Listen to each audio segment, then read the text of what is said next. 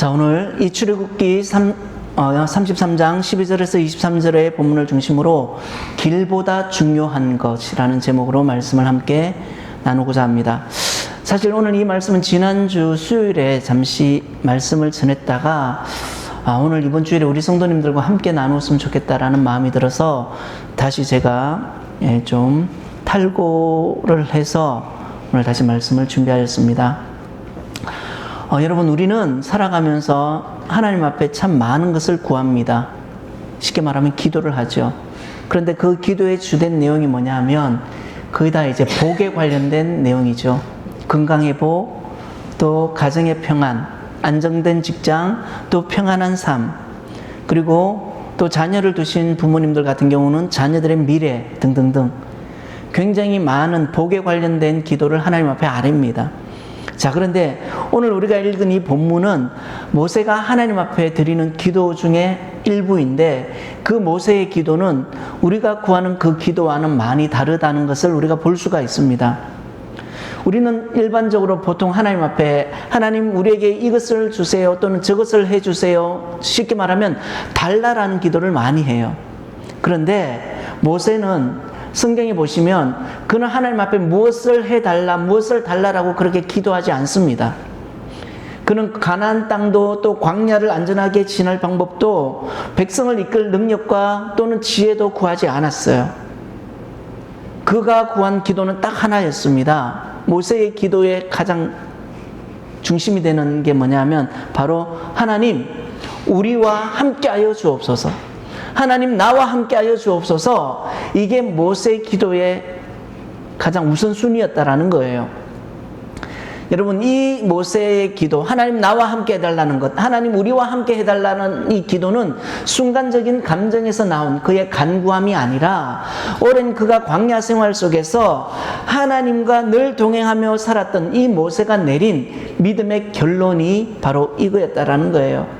쉽게 말하면 하나님이 나와 함께 하지 아니하면, 하나님이 우리와 함께 하지 아니하면 그 어떠한 것도 축복이 될 수 없다라는 것이 그가 내린 결론이었다는 거예요. 그러면 왜 모세가 이런 기도를 하나님 앞에 아뢰게 되었는가? 그 배경이 바로 출애굽기 32장에 보면 나오는데, 이 출애굽기 32장, 그러니까 오늘 본문의 앞장에 보면 하나의 사건이 나오는데 그 사건이 뭐냐면 금송아지 사건이에요. 모세가 시내산에서 하나님의 말씀을 듣고 있었어요. 그런데 아무리 기다려도 이 모세가 내려오지 않는 겁니다. 그래서 이스라엘 백성들이 어떤 생각을 했냐면 모세가 저 시내산에 가서 하나님 만나가지고 결국 죽었구나, 그가 죽지 않고서 이렇게 산을 내려오지 않을 리가 없다라고 생각한 거예요. 모세가 죽었구나.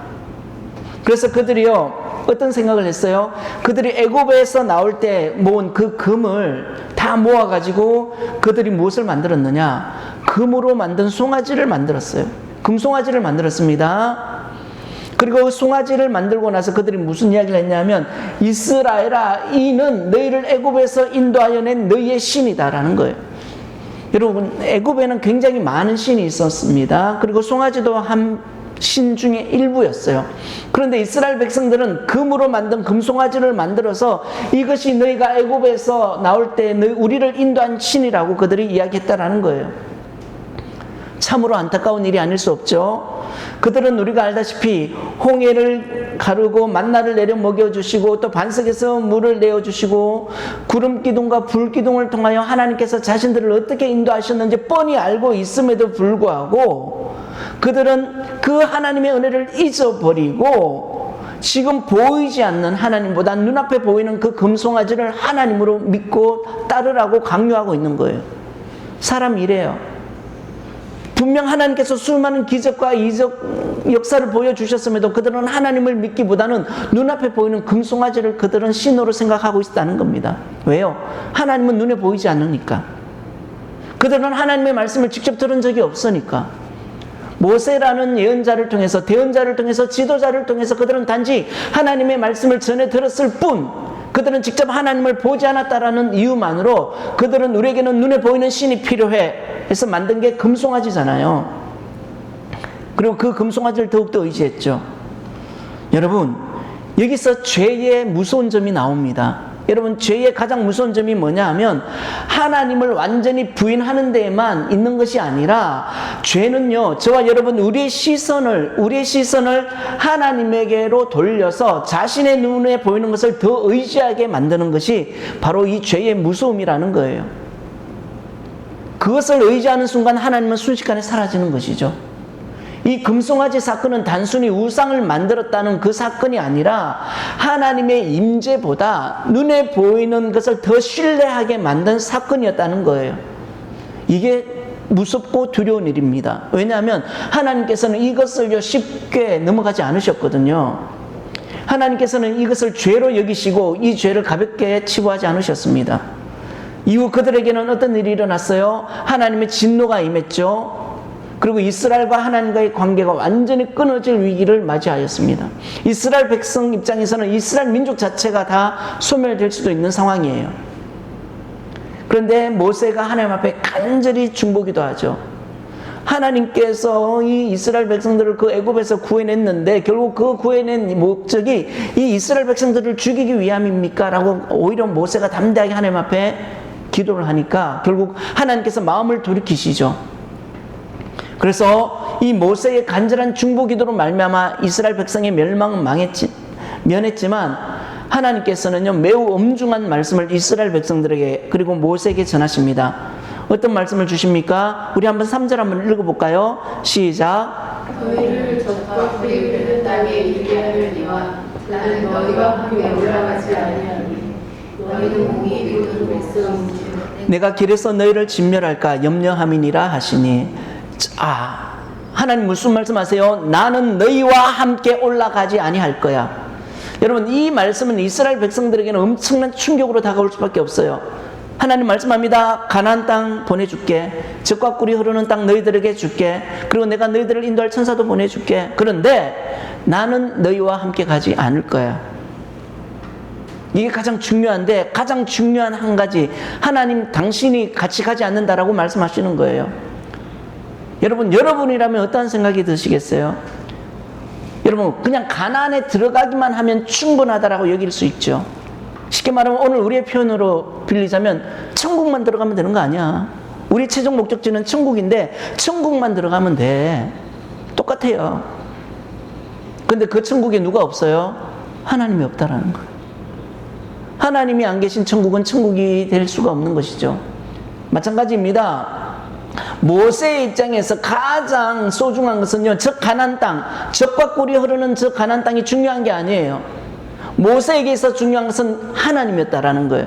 그래서 우리가 아시다시피 여러분, 모세가요, 그 고생해서 애굽에서 이스라엘 백성들을 출애굽시키고 광야에서 생활하고 정말 너무 많은 고생을 해가지고 이제 눈에 보이는 저 젖과 꿀이 흐르는 가나안 땅, 이제 들어가기만 하면 되는 거예요. 그런데 하나님 모세에게 뭐라고 얘기합니까? 너는 저기 못 들어가. 가나안에 못 들어가. 그리고 느보산에서 저 가나안을 보다가 결국 하나님의 품에 안기죠. 여러분, 우리 입장에서 생각하면 얼마나 억울해요. 내가 저 가나안에 들어가기 위해서 내가 이 모진 고생해서 이 말 안 듣는 이 백성들을 내가 여기까지 들여왔는데 하나님 하시는 말씀이 너는 못 들어가. 모세, 너는 못 들어가. 누구보다도 충성하고 순종하고 열심을 했는 나는 못 들어간다네요. 그러면 여러분, 우리 입장에서 생각하면 얼마나 억울합니까? 내가 하나님한테 뒤통수 맞았네? 그래 생각할 수도 있잖아요. 그런데 성경에 보면 모세의 반응은요, 침묵이었어요. 바꿔 말하면 아멘이죠. 왜요? 가나안이 그의 최종 목적지는 아니니까. 가나안이 그렇게 중요한 게 아니에요. 모세 입장에서는. 모세에게 있어서 중요한 것은 이 가나안보다는 하나님이었다라는 거예요. 하나님이 중요했기 때문에 너 가나안에 못 들어가도 모세는 아멘 할 수 있었던 거예요. 이게 우리와 다른 점이죠. 여러분, 약속의 땅보다 모세는 그 약속의 땅을 말씀하신 그 하나님을 더 귀하게 여겼어요. 하나님께서 내려주시는 그 축복보다 그는 하나님의 임재를 더 선택했다라는 거예요. 이게 모세의 믿음입니다. 그러면 오늘 이 모세를 통해서 우리의 모습을 한번 비교해 볼게요. 우리 모습을 한번 찾아봅니다. 우리는 하나님보다는 하나님이 내려주실 그 복에 우리는 더 큰 관심을 가지고 살아갈 때가 많죠. 그러다 보니 우리가 기도가 응답되면 하나님을 찬양합니다. 그런데 기도가 응답되지 않거나 때로는 응답이 더디거나 또는 우리의 뜻과는 완전 다른 상황이 펼쳐질 때 우리는 낙심하거나 더 나아가서 하나님에 대한 원망을 하게 되죠.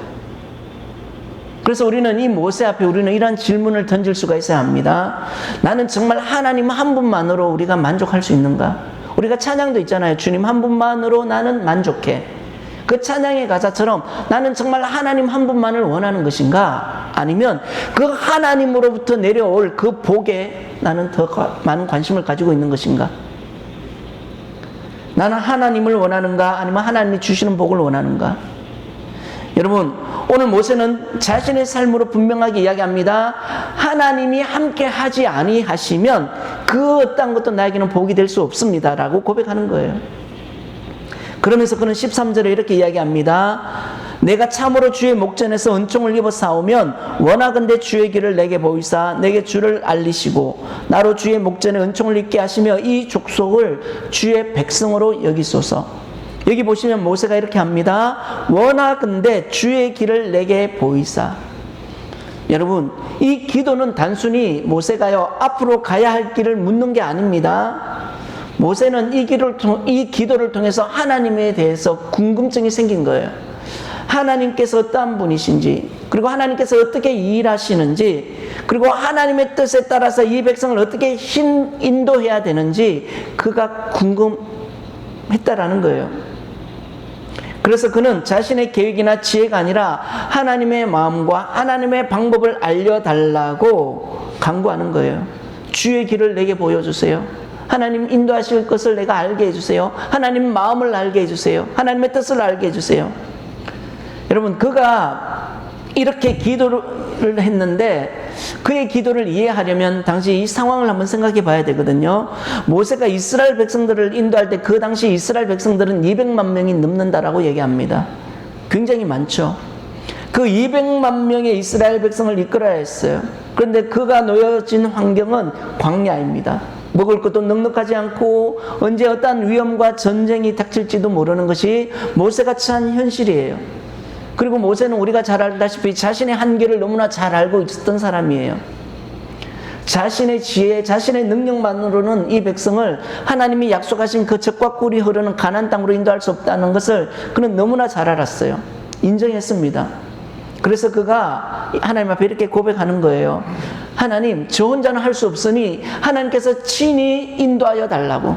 그리고 그 하나님의 방법을 내가 알게 해달라고. 하나님의 지혜를 깨닫게 해달라고. 그가 이렇게 기도하는 거예요. 이것이 바로 믿음이라는 겁니다.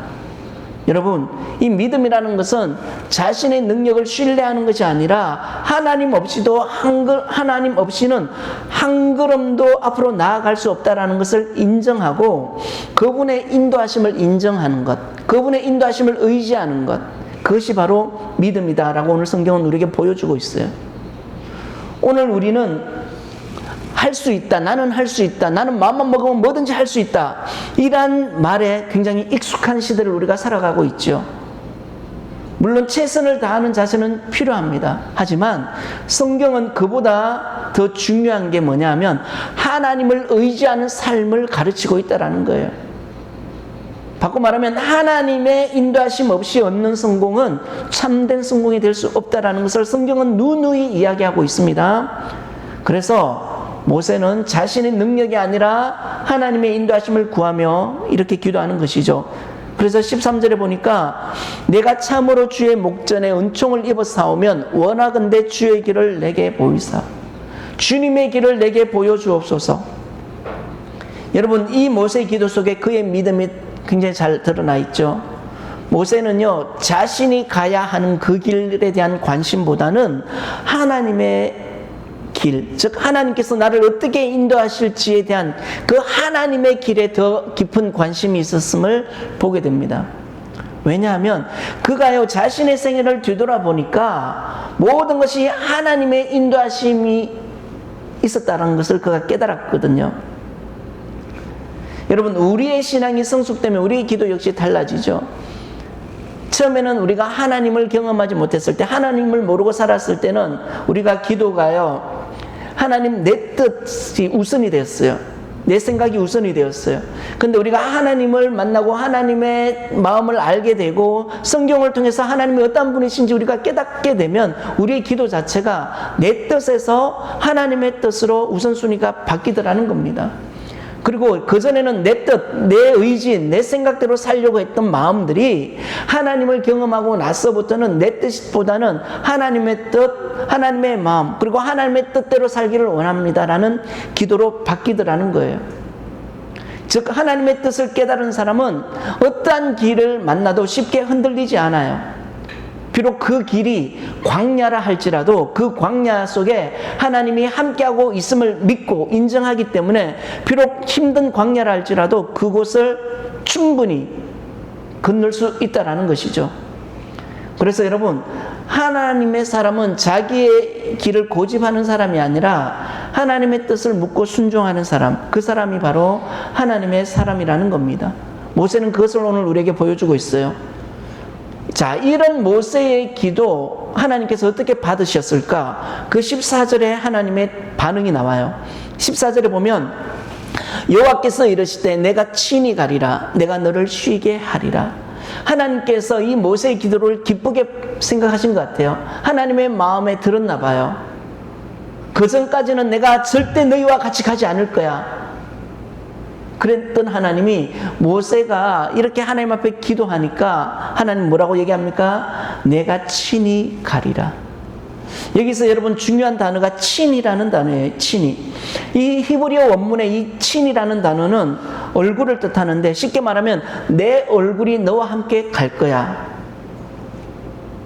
여기서 얼굴은 하나님의 임재 또는 하나님의 동행을 의미하거든요. 그러니까 하나님께서 모세에게 이렇게 약속하신 거예요. 모세야, 내가 너를 혼자 보내지 않을 거야. 내가 너와 함께 할 거야. 나의 얼굴이 너와 함께 하고 있을 거야. 이런 의미입니다. 굉장히 큰 위로가 아닐 수 없죠.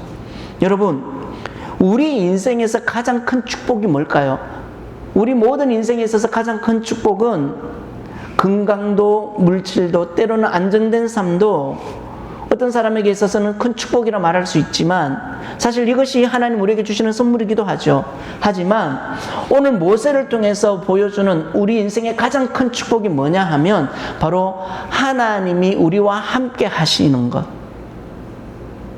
그만큼 큰 축복이 없다라는 거예요. 지난주에 저희 가족 제가 광고 드린 대로 2박 3일 여행을 다녀왔습니다. 제주도. 저는 근 30년 만에 갔다 왔는데 좋더라고요. 네, 행복했습니다. 그리고 그곳에서 저는 하나님의 환대를 경험했어요. 진짜 숙소를 정말 어려운 환경 가운데 교회를 개척하시고 아직까지 미자립 교회에 이제 섬기시는 목사님이신데도 불구하고 숙소를 목회자와 선교사님을 위해서 하나 이제 예비해 놓으신 숙소가 있는데 그곳에서 저희가 머물렀어요. 야, 사실 여러분 아시다시피 제주도 숙박비가 엄청 비싸잖아요. 그런데 우리 생각으로는 감당이 안 되는데 하나님께서는 또 그러한 환대를 통해서 여행을 보냈는데, 그런데 무엇보다 제가 이번 여행이 참 좋았고 행복했던 이유가 뭐였냐면 가족과 함께였다라는 거. 사랑하는 사람들과 함께 여행을 왔다라는 그 자체가 너무 좋은 거예요. 사실 그곳에서 2박 3일도 날씨로 인해서 좀 쉽지 않았지만 그럼에도 행복했던 이유, 가족이 함께여서. 오늘 모세가 그것을 우리에게 보여주는 것이죠. 여러분, 이스라엘의 참된 복은 가나안이 약속의 땅이어서 젖과 꿀이 흐르는 땅이어서 복된 게 아니라 하나님께서 이 이스라엘 백성들과 함께 하신다는 그 자체가 복이라는 것을 모세는 깨달았다라는 거예요. 그래서 하나님이 함께 하시면 비록 그 자리가 광야의 자리라 할지라도 그곳은 은혜의 자리가 된다라는 것을 모세는 깨달았다라는 겁니다. 먹을 것이 없으면 만나를 주시고 마실 물이 없으면 반석에서 생수를 내어주시고 길이 보이지 않으면 구름 기둥과 불 기둥으로 친히 인도하시는 분, 그분이 바로 하나님이시라는 거예요. 그러므로 여러분, 신앙의 본질은 환경이 바뀌는 데 있지 않습니다. 신앙의 본질은 하나님의 임재 가운데 살아가는 것, 그게 신앙의 본질이라는 거예요. 그래서 여러분 비록 환경은 여전히 광야일 수도 있고 때로는 여러분 앞에 놓여 있는 문제는 그 문제 그대로 남아 있을 수 있습니다. 그러나 하나님께서 함께 하시면 그 광야는 절망의 자리가 아니라 하나님을 경험하는 은혜의 자리가 될 수 있다라는 거예요. 이게 얼마나 감사해요. 일반 교회에서는 이거 상상할 수도 없어요. 예배 드리다가 말씀 듣다가 밥이 이것도 감사한 일이죠. 예. 밥 시간이 다가온다라는 거죠. 감사합니다. 모세는요 이 사실을 알았기 때문에 그런 어떠한 축복보다도요 하나님의 임재를 더 소중하게 여겼다는 거예요. 그리고 하나님의 이 약속을 들은 모세가 다시 한번 믿음으로 하나님 앞에 나가 기도합니다. 어떻게 기도하느냐? 15절에 보면 모세가 여호와께 아뢰되 주께서 친히 가지 아니하시려거든 우리를 이곳에서 올려 보내지 마옵소서. 여기 보면 이 모세의 고집처럼 들릴 수도 있는데 이것은요 어떻게 해서든 이 하나님의 임재를 끝까지 붙잡으려고 하는 그 모세의 집념, 모세의 간절함이 이 말씀에 담겨져 있어요. 모세는 이 광야를 거치면서 분명히 배웠거든요. 홍해를 가르고 만나를 내려 먹여주시고 전쟁에서 승리를 하게 하신 것은 자신의 탁월한 리더십이나 자신의 지혜가 아니라 하나님의 도움이었다는 거예요. 그래서 그는 한 가지를 확신했습니다. 목적지보다 중요한 것은 하나님께서 함께 하시는 자리라는 것. 그것을 그는 깨달았다라는 거예요. 사랑하는 성도 여러분, 우리도 하나님께요 취직을 구합니다. 좋은 직장을 구하죠. 또 건강한 것을 구합니다. 또는 사업의 형통도 구합니다. 물론 이 모든 것들을 우리가 당연히 구해야 되고 또 하나님은 우리의 아버지시기 때문에 하나님은 때로는 우리에게 이런 것들을 허락하십니다. 주세요. 그런데 오늘 모세를 통해서 우리가 깨닫는 한 가지는 우리가 이것보다 더 우선순위로 구해야 될 것이 있는데 그게 뭐냐 하면 하나님의 임재라는 거예요. 하나님 함께 하시는 거예요. 그래서 여러분 성경에 보면 우리가 흔히 말하는 복이라는 단어, 복. 히브리어로 이것을 바라크라고 합니다. 바라크, 복. 그런데 여러분 이 복이라는 단어는 우리가 생각하는 복과 성경에서 말하는 이 바라크는 완전히 달라요. 우리는 무엇을 구하고 무엇을 얻는 것을 우리는 복이라고 하죠. 그래서 이방신들이 항상 하는 이야기가 뭐예요? 정성이 부족하다라고 얘기하잖아요. 정성이 부족하기 때문에 재물을 많이 내고 복채도 많이 내고 내는 만큼 복이 임한다라고 얘기하잖아요. 근데 성경에서 말하는 복은 이 복이 아니에요. 하나님 우리에게 말씀하시는 이 바라크의 복은 하나님의 능력이 임하는 것, 하나님의 임재, 하나님의 은혜가 임하는 것. 그래서 그 하나님 앞에 무릎을 꿇는 것, 하나님을 하나님으로 인정하게 되는 것, 그게 바로 성경에서 말하는 바라크 복이라는 거예요. 그래서 우리 예수 믿는 사람들은 그 복을 구하라는 거예요. 물질을 구하는 게 아니라 내가 잘 먹고 잘 살고 내가 뜬뜬거리며 사는 그런 복을, 세상 사람들이 구하는 그런 복을 구하는 것이 아니라 성경에서 말하는 복은 하나님의 능력이 임하고 하나님이 동행하고 그 하나님의 은혜로 말미암아 우리가 무릎을 꿇어서 하나님을 하나님으로 인정하며 살아가는 것, 그 복을 구하라는 거예요. 그래서 여러분 우리가 그 하나님과 함께 하면 광야도요 걸어갈 수가 있고 또 길이 보이지 않아도 우리는 믿음으로 전진할 수 있는 것이죠. 그러나 반대로 하나님이 함께 하지 아니하시면 아무리 좋은 환경도 우리에게는 만족을 줄 수도 없고 더 나아가서 평안을 줄 수도 없어요. 그래서 여러분 우리 그리스도인의 삶을, 하나님을 믿는 하나님의 백성들의 삶을 결정하는 것은 환경이 아니라 바로 하나님께서 지금도 당신과 우리와 동행하시는가 동행하지 않는가, 내가 날마다 하나님의 은혜를 경험하며 사는가 안 사는가. 하나님의 은혜를 경험하며도 이것을 우리가 하나님의 은혜로 생각하지 않으면 그것은 동행한다라고 얘기할 수 없는 것이죠. 좀 전에도 이야기했지만 우리가 생각할 때 그냥 이런 집이 준비되어 있구나 라고 생각할 수도 있어요. 근데 저는 이것이 하나님의 환대였구나. 아니 일면식도 없어요. 저는 그 목사님을 한 번도 뵌 적이 없어요. 근데 그분께서 어떻게 우리 가정을 위해서 2박 3일 자신의 오피스텔을 내줄 수가 있어요. 이것은 하나님의 환대가 아니면 불가능한 일이죠. 하나님을 믿는 믿음의 사람들의 끈끈함, 이게 아니면 쉽게 내놓을 수 없는 거죠. 세상 사람들은 이해 못합니다. 자기 집을 어떻게 내줘요? 그리고 집에 들어가니까 모든 게 다 준비되어 있어요. 먹을 것도 돼 있고 씻을 것도 돼 있고. 여러분, 하나님을 믿는 사람, 함께 하시는 하나님을 믿는 것. 그래서 오늘 말씀에 이 믿음을 가진 모세가 계속해서 하나님 앞에 16절에 이렇게 간구합니다. 나와 주의 백성이 주의 목전에서 은총 입은 줄을 무엇으로 알리까? 주께서 우리와 함께 행하심으로 나와 주의 백성을 천하 만민 중에 구별하심이 아니니까. 모세의 이 기도 쉽게 말하면 이거예요. 하나님, 하나님의 백성과 세상 사람들의 차이가 뭐예요? 하나님을 믿는 백성하고 하나님을 믿지 않는 백성의 차이가 뭡니까? 이걸 모세가 하나님 앞에 기도하고 있는 거거든요. 오늘 이 모세의 기도는 오늘 우리에게 그대로 질문하게 됩니다. 자, 이 질문에 대해서 모세는 어떤 또 답을 하느냐? 하나님이 함께 하시는 것, 주께서 우리와 함께 하는 것, 그것이 바로 하나님의 백성의 모습이다 라고 그가 이야기하는 거예요. 하나님의 백성을 하나님 백성 되게 하는 유일한 이유는 하나님과의 동행이라는 겁니다. 여러분, 이게 굉장히 중요합니다. 교회의 본질도 여기에 있죠. 교회는요, 건물이나 프로그램 또는 사람의 수로 세워지는 공동체가 아닙니다. 그 교회에 하나님의 임재가 있느냐, 하나님의 은혜가 있느냐 없느냐, 그것으로 인해서 교회가 구별되는 것이죠. 그리스도인 역시 마찬가지입니다. 자신의 능력이나 자격으로 하나님의 자녀가 된 것이 아니죠. 오직 하나님의 은혜로 부르심을 받았고 또 하나님께서 함께 하시기에 하나님의 백성으로 살아가는 거예요. 그러므로 성도의 자랑은 자신이 아니라 하나님이 되어야 된다라는 것이 오늘 모세가 우리에게 주시는 교훈입니다. 그래서 모세는 이미요, 하나님의 놀라운 약속을 들었어요. 내가 친히 가리라. 그리고 내가 너를 쉬게 하리라. 자, 그러면 우리가 충분히 이 정도 내가 하나님의 말씀을 들었으면 괜찮아 할 수 있잖아요.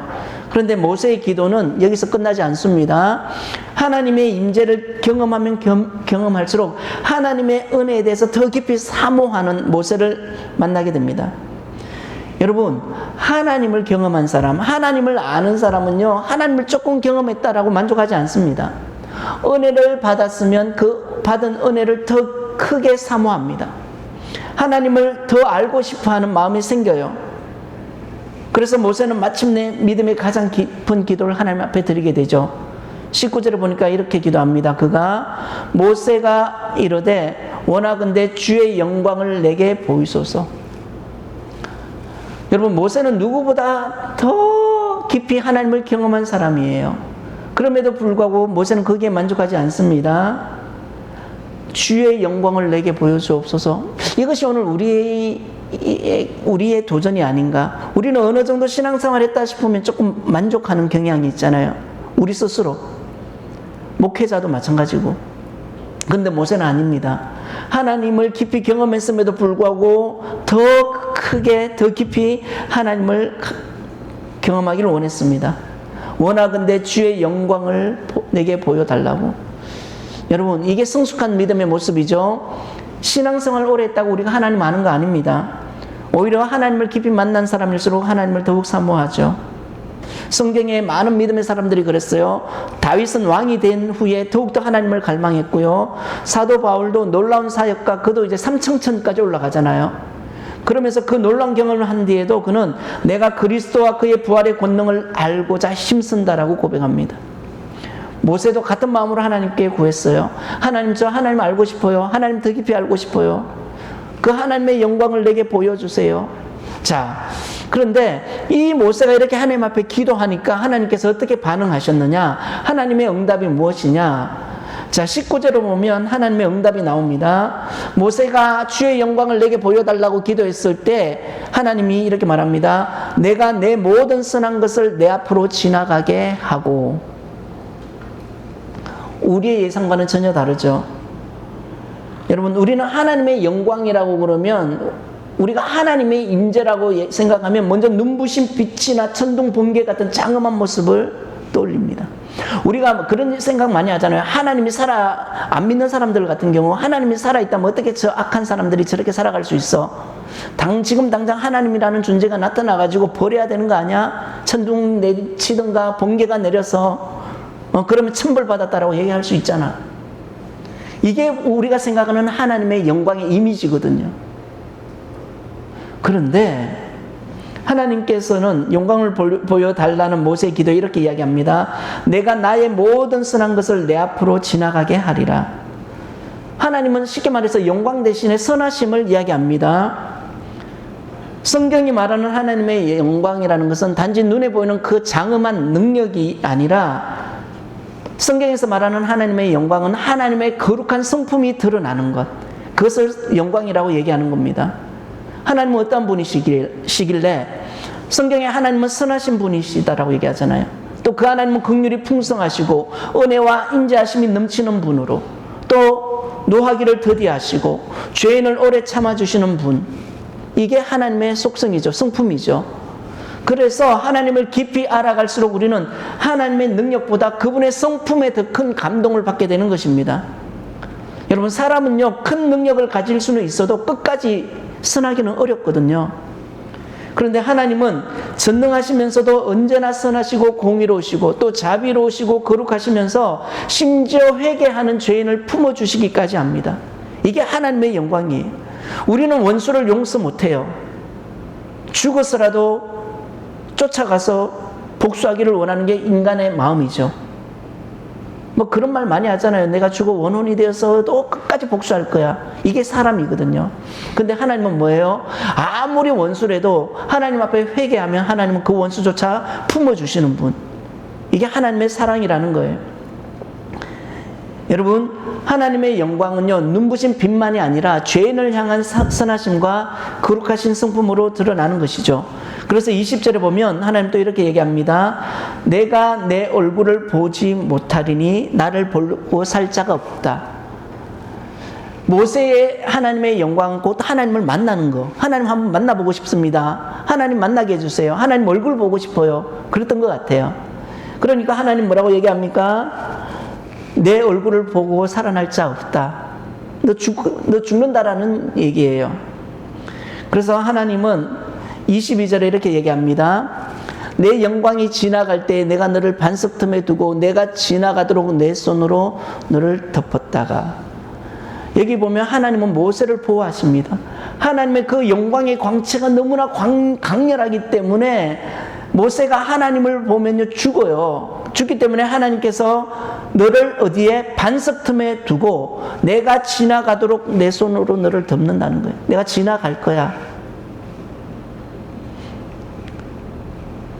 자, 여기서 우리는요 예수 그리스도를 생각하게 됩니다. 신약 성경에 예수 그리스도를 우리의 반석으로 정언하죠.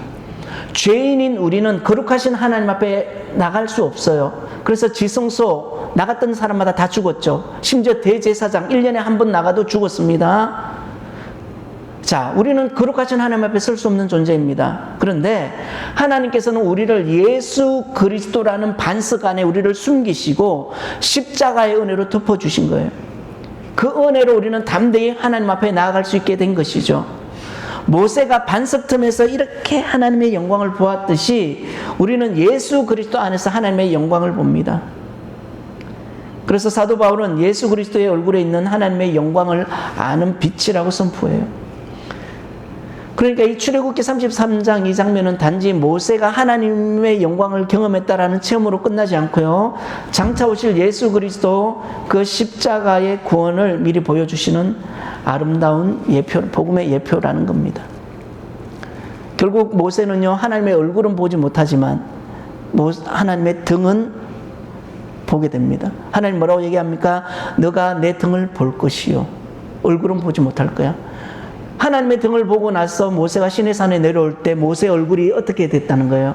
광채로 휘둘렸다는 거예요. 광채. 사랑하는 성도 여러분, 우리는요 건강과 형통, 자녀와 가정을 위해 기도합니다. 그런데 오늘 본문은 우리에게 더 귀한 기도를 가르쳐 줍니다. 하나님, 저와 함께하여 주옵소서. 하나님께서 함께 하시면 광야도 은혜의 자리가 되고 눈물은 소망으로 바뀌고 또 실패마저도 하나님께서 믿음을 빚어가시는 도구가 되는 것이죠.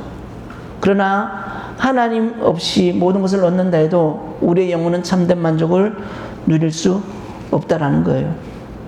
그래서 모세는 주의 영광을 내게 보여달라는 그 성숙한 기도로 하나님 앞에 나아가게 되는 것이죠. 이제 말씀을 맺도록 합니다. 오늘 우리는 이 말씀을 통해서 우리 자신에게 한 가지 질문을 던져봅니다. 나는 하나님에 대한 궁금함이 있는가? 아니면 하나님 나에게 주신 그 복에 대한 궁금함이 있는가? 나는 하나님을 찾고 있는가? 아니면 나는 하나님 나에게 주실 그 복을 찾고 있는가? 여러분, 우리에게 가장 큰 은혜는요, 기도가 응답되는 것만이 아니라 기도 가운데 하나님을 더 깊이 만나고 하나님을 더 깊이 사랑하게 되는 것. 그게 바로 큰 은혜라는 거예요.